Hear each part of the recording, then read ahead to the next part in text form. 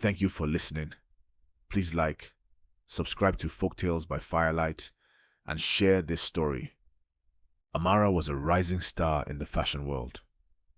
In her late 20s, she was smart, bold, and unstoppable. Her design stood out.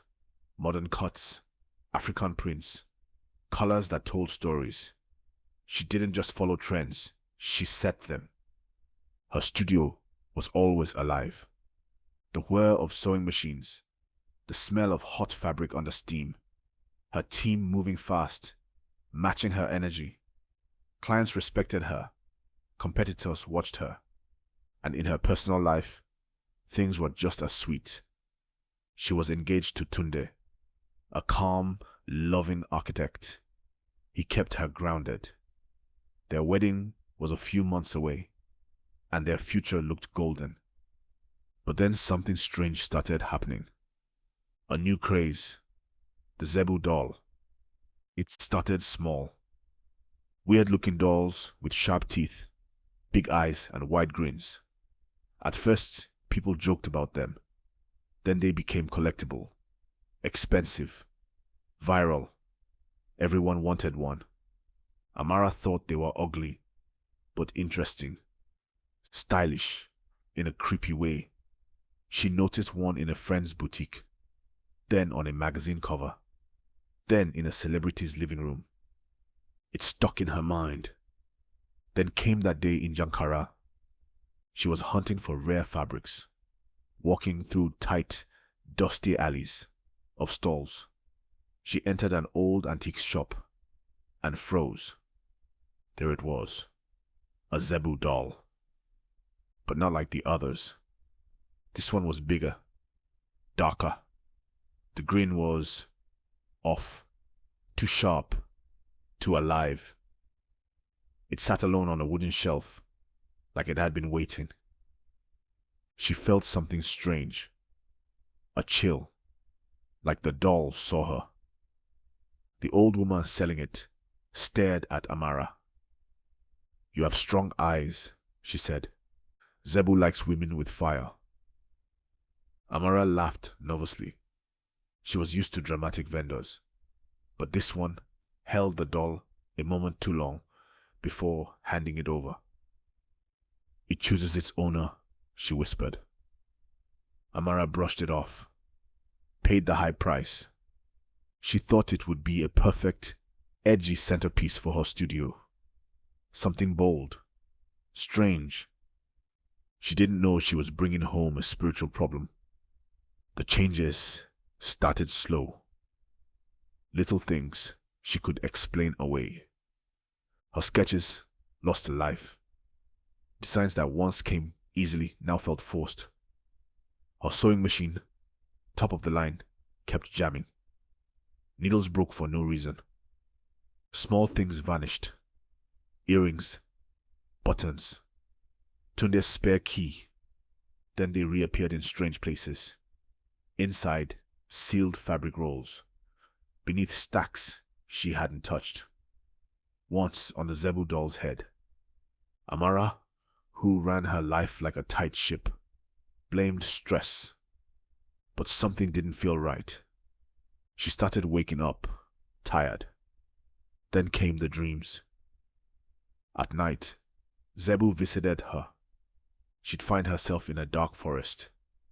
The air was heavy, wet.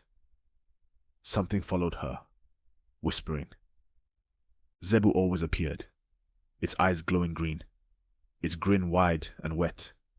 It spoke, but not in words, just feelings. Fear, guilt, hunger. She woke up sweating, heart racing, then went to work, pretending all was fine. But it wasn't. Her relationship with Tunde started falling apart. He noticed her distance, her anger.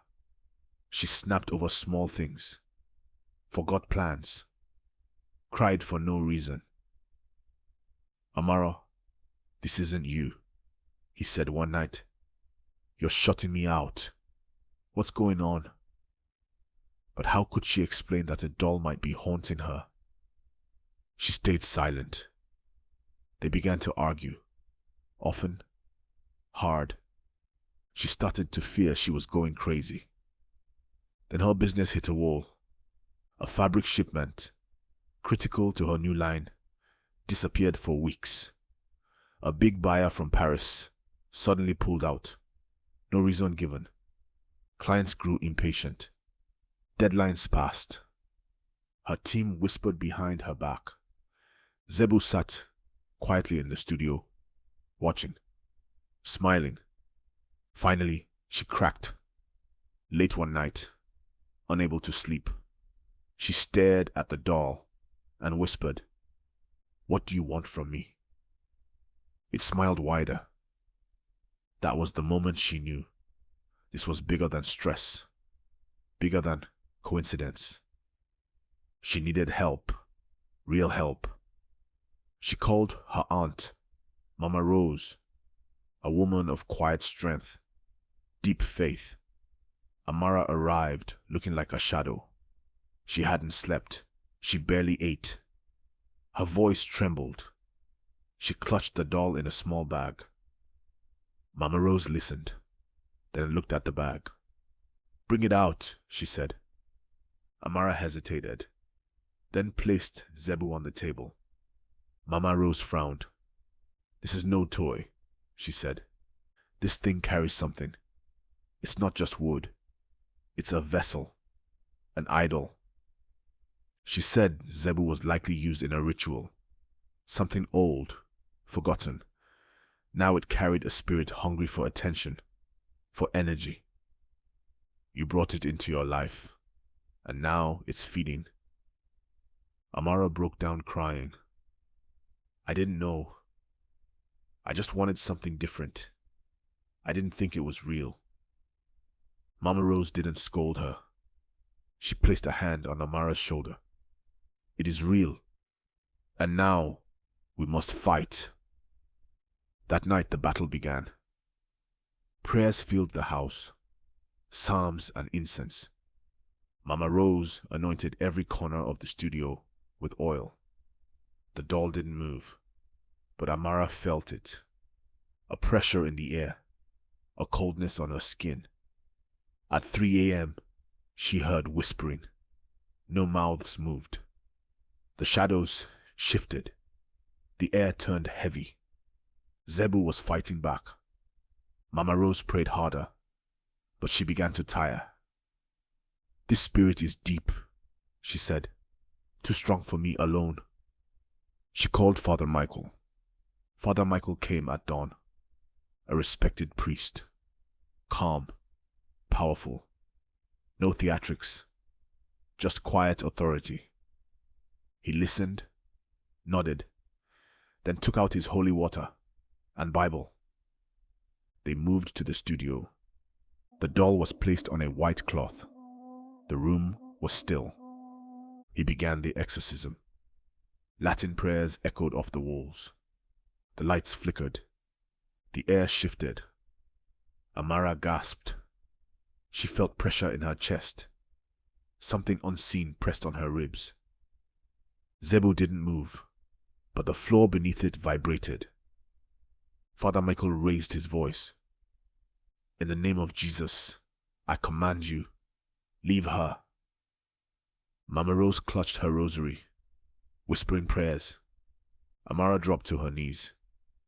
Suddenly, a high-pitched sound, like metal screaming, ripped through the room. Then silence. The weight lifted. The air turned clear. It was over. In the weeks that followed, Amara healed. Slowly, she told Tunde everything.